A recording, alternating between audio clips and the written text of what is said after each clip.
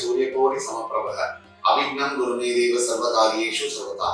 எந்நாட்டுடைய சிவனே போற்றி, எந்நாட்டவர்க்கும் இறைவா போற்றி. நண்பர்களே, இந்த புத்தம் புதிய காணொலியில் உங்கள் அத்துணை பேரையும் வரவேற்பதில் மிக்க மகிழ்ச்சி.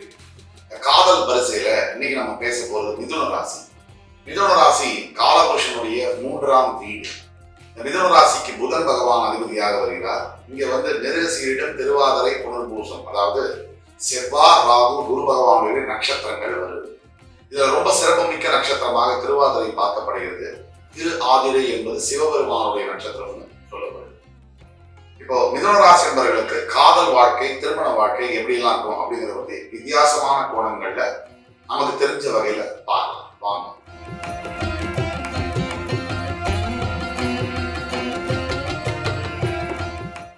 மிதுன ராசிக்கு இந்த வருஷம் புதுசா காதல் அமையுமா, யாராவது புதுசா வாழ்க்கையில வருவாங்களா அப்படின்னு கேட்டீங்கன்னா, கண்டிப்பாக இந்த வருஷம் மிதுன ராசிக்கு புதிய காதல், புதிய உறவுகள் வரக்கூடிய வாய்ப்புகள் 100% இருக்கு. இதுல மிதுன ராசி என்பவர்கள் ரொம்ப கவனமாக இருக்க வேண்டும். ஏன்னா மிதுன ராசிக்கு காதல் ஸ்தானம்னு சொல்லப்படுகிற இந்த துலாம் ராசிக்கு அதிபதி சுக்கிரன் தான். அதாவது காதலிக்கக்கூடிய, இவர்கள் காதலிக்கக்கூடிய, அதாவது நீங்க யாரை காதலிக்கிறீங்களோ அவங்க ரொம்ப ரொமான்டிக்காகவும், ரொம்ப காதல் பயப்படவும், உணர்ச்சி மிக்க ஆளாகவும் இருப்பாங்க. அது என்ன பிரச்சனை அப்படின்னா, அவங்களுக்கு ஒன்றுக்கு மேற்பட்ட காதல் வரக்கூடிய வாய்ப்புகள் இருக்கு. இது இயற்கை தான், எல்லாரும் அப்படின்னு நம்ம சொல்ல முடியாது. ஒரு சிலர் அந்த ஒன்றுக்கு மேற்பட்ட காதல் வரக்கூடிய வாய்ப்புகள் இருக்கிறதுனால அவங்க யாரையாவது டக்குன்னு லவ் பண்ணக்கூடிய சான்சஸ் அதிகமா இருக்கு. அப்படி இருந்ததுனால என்ன பிரச்சனை அப்படின்னா, உங்ககிட்ட உயிருக்கு உயிரா காதலிச்சுட்டு இருந்தவங்க கூட சில நேரங்கள்ல தவிர்க்க முடியாத சூழ்நிலையில வேறு ஒருவர் மேலேயோ வேறு ஒருத்தர் மேலேயோ அந்த காதல் வரக்கூடிய வாய்ப்புகள் இருக்கு. இது ஆணுக்கும் சரி, பெண்ணுக்கும் சரி சரி சரி. அப்போ இந்த மாதிரி இருக்கக்கூடிய இந்த சூழ்நிலையில என்ன பிரச்சனைகள் அப்படின்னா, காதல் முறிவு அப்படிங்கிறது எல்லாரும் சாதாரணமா எடுத்துக்கக்கூடிய ஒரு விஷயம் இல்லை. ஒரு சிலருக்கு அது சாதாரணமான விஷயமா இருக்கு, பலருக்கு அது மிகப்பெரிய துன்பத்தை, மறக்க முடியாத காயத்தை கொடுக்கக்கூடிய ஒரு விஷயமாவும் இருக்கு. அந்த மாதிரி நேரங்கள்ல இந்த மாதிரி வருமானு கேட்டா, இந்த ஆண்டு புதிய உறவு, புதிய காதல் மிதுன ராசிக்கு வரும் அப்படிங்கிறத நம்ம உறுதியா சொல்லணும். மிதுன ராசி என்பவர்களுக்கு திருமணம் நடக்கக்கூடிய வாய்ப்பு இருக்கா? அப்படி நடக்கும்னா எப்போ நடக்கும், அதுக்கு நடக்கிறதுக்கு இப்ப என்ன செய்யணும் அப்படின்னு மிதுன ராசிக்கு தற்சமய சூழ்நிலையில ஜென்ம குரு இருக்கு. அப்படிங்கிறதுனால குரு பகவான் 7ஆம் இடத்தை பார்ப்பார். அதாவது உங்களுடைய 7ஆம் இடம் சொல்லக்கூடிய தனுசை பார்ப்பார், தன்னுடைய சொந்த வீட்டை பார்ப்பார். அப்படிங்கிறதுனால கட்டாயம் திருமணம் நடக்கக்கூடிய வாய்ப்பு மிதுன ராசி என்பவர்களுக்கு உண்டு. இந்த ஆண்டு சிறப்புமிக்க ஆண்டு திருமணத்திற்கு மிதுன ராசி. ஒரு எடுத்துக்காட்டு, நீங்க ரொம்ப வருஷமா திருமணம் பண்ணாம போஸ்ட்போன் பண்ணிட்டீங்க அப்படின்னா கூட இந்த வருஷம் நீங்க கட்டாயமா திருமணத்தை சூஸ் பண்ணலாம் அப்படிங்கிறது ஒண்ணு. தவிர ஜென்ம குருவா இருக்கிறதுனால ஹெல்த்ல தான் கவனமா இருக்கணுமே தவிர திருமணம் பார்க்கிற விஷயம் தன்னாலவே நடக்கக்கூடிய வாய்ப்புகள் இருக்கு. என்ன செய்யணும் அப்படின்னா, முக்கியமா வரம் தேடுற படலத்தை இப்ப நீங்க தொடங்கலாம். உங்களுடைய அலையன்ஸ், வாழ்க்கை துணையை தேர்ந்தெடுக்கக்கூடிய அந்த முயற்சியில நீங்க ஈடுபடலாம் அப்படிங்கிறத உறுதியா சொல்லலாம். மிதுன ராசியை பொறுத்த வரைக்கும் வேற எந்த ராசிக்காரர்கள் திருமணத்திற்கு பொருத்தமா இருப்பாங்க அப்படின்னு நம்ம பார்த்தோம்னா, துலாம் ராசி நம்பர் 1 பொருத்தமா இருக்கும். இதுல மாற்று கருத்து இருக்க முடியும். அதுக்கு அடுத்தது பாத்தீங்கன்னா மீன ராசியை விட கும்பராசி, அதுக்கு அடுத்தது பாத்தீங்கன்னா கும்பராசி மிகவும் பொருத்தமாக இருக்கும். இந்த துலாம் ராசி, கும்பராசி ரொம்ப ரொம்ப பொருத்தமா இருக்கும். அதுக்கப்புறமா ரிஷப ராசி. இந்த 3 ராசிகள், ரிஷபம், துலாம், அதுக்கப்புறம் கும்பம், இந்த 3 ராசிகள் உங்க மிதுன ராசிக்கு திருமணத்திற்கு ரொம்ப பொருத்தமா இருக்கும். தாராளமா நீங்க மேட்சிங் பார்த்துட்டு கல்யாணத்துக்கு முயற்சி பண்ணலாம். திருமண வாழ்க்கை அப்படின்னு மிதுன ராசிக்கு வரும்போது எதுல கவனமா இருந்தா வாழ்க்கையை சந்தோஷமா வச்சுக்க முடியும் அப்படின்னா, சுருக்கமா சொன்னா, பெத்தவங்க பேச்ச கேட்டா உங்க வாழ்க்கை சந்தோஷமா இருக்கணும். உங்களுக்கு நம்பிக்கையான யாராவது நண்பரோ இல்ல பிரதர் சிஸ்டரோ யாராவது ஒருத்தருடைய பேச்சை நீங்க கேட்டீங்கன்னா உங்களுடைய திருமண வாழ்க்கை நல்லா இருக்கும்.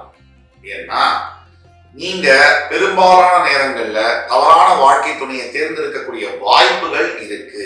அதனால கரெக்டான நபரை தேர்ந்தெடுக்கணும்னா, கரெக்டான டிசிஷன் எடுக்கணும்னா, உங்களுக்கு யாரை ரொம்ப நம்பிக்கைக்கு பாத்திரமானவங்களோ அவங்களை நீங்க கேட்கும் போது நீங்க சரியான மேரிட்டல் டிசிஷனை எடுக்க முடியும். மிதுன ராசியில காதல் தோல்வி அடைஞ்சிட்டீங்க, திருப்பி காதலிக்க முயற்சி பண்ணலாமா, அதுக்கு எது சரியான நேரம் அப்படின்னு கேட்டீங்கன்னா, இந்த வருஷம் செப்டம்பர்ல இருந்தே தன்னாலேயே உங்களுக்கு காதல் புதுசா அமையக்கூடிய யோகம் எல்லாம் இருக்கு.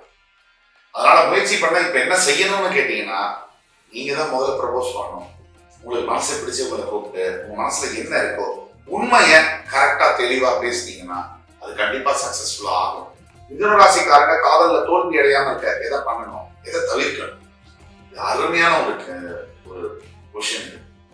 அதாவது நீங்க காதல்ல தோல்வி அடையாம இருக்கிறதுக்கு முதல்ல நீங்க தவிர்க்க வேண்டியது இந்த கனவு உலகத்துல வாழாம இருக்கும். இந்த கனவு உலக நம்பி ஒரு வாழ்க்கை துணையோ ஒரு காதலனையோ காதலியோ தேர்ந்தெடுக்க கூடாது. பக்குவப்பட்ட முறையில நிதானத்தோட உங்களுடைய நேச்சர் என்ன, உங்களுக்கு எது பிடிக்கும் பிடிக்காது, உங்களுக்கு எது சூட்டபிளா இருக்கும், இத யோசிச்சு நீங்க ஒரு பார்ட்னரை ஒரு வாழ்க்கை துணையை தேர்ந்தெடுத்தீங்கன்னா அருமையான வாழ்க்கையை நீங்க வாழ முடியும்.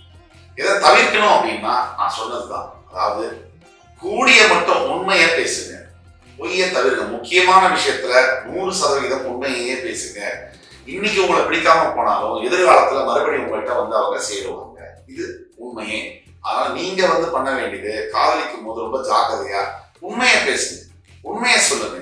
இது தப்பாலாம் பரவாயில்ல, உடனே பேசிருங்க. இதுதான் இப்படிதான் நானு இதுதான் எதிர்பார்க்கிறேன் அப்படின்னு சொன்னீங்கன்னா இன்னைக்கு இல்லைனாலும் என்னைக்காவது ஒரு நாள் உங்ககிட்ட திருப்பி வந்து அவங்க சேருவாங்க.